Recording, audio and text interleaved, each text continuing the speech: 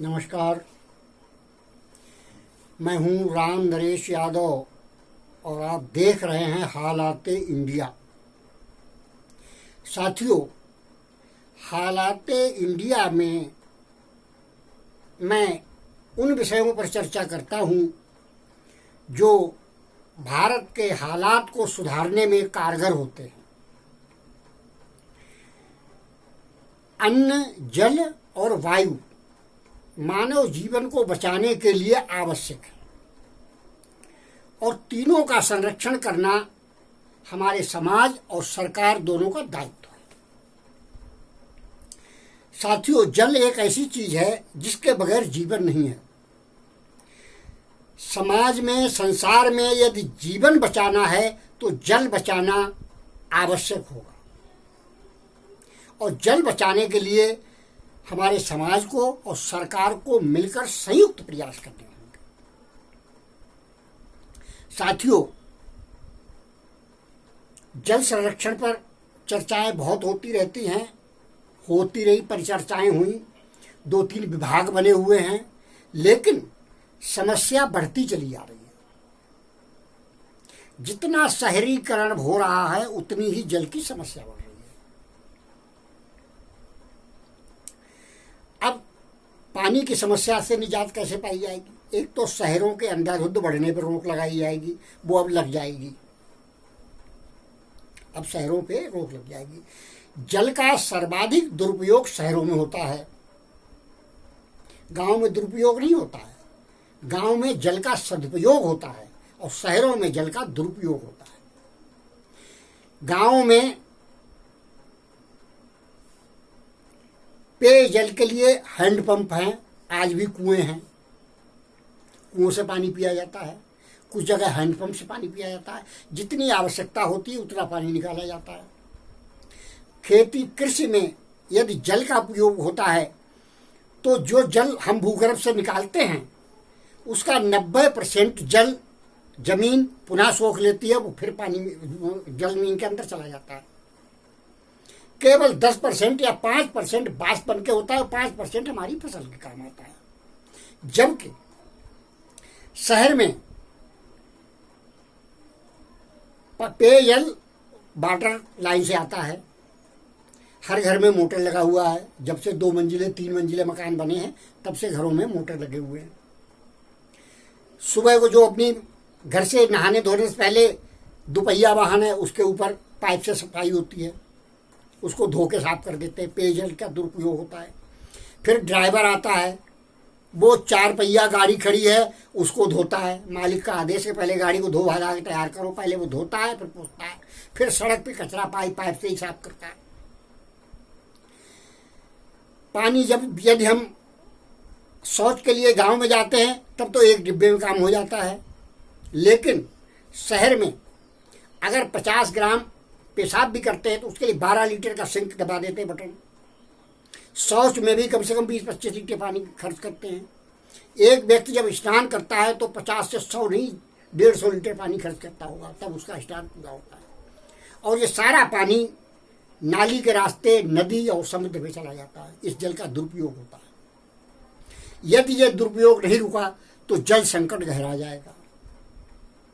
अब हमारी सरकार ये कहती है कि हम 2 साल में सारे गांव में पेयजल की लाइन बिछा देंगे। गांव में जल का संकट नहीं है, गांव में बहुत पानी है। गांव वाले पानी पीने में सक्षम हैं, वो हैंडपंप से निकाल के पी लेते हैं। उनके जो पंप लगे हुए संसाधन अपने सबके हैं। गांव में पाइपलाइन डालने की जरूरत नहीं है। क्यों?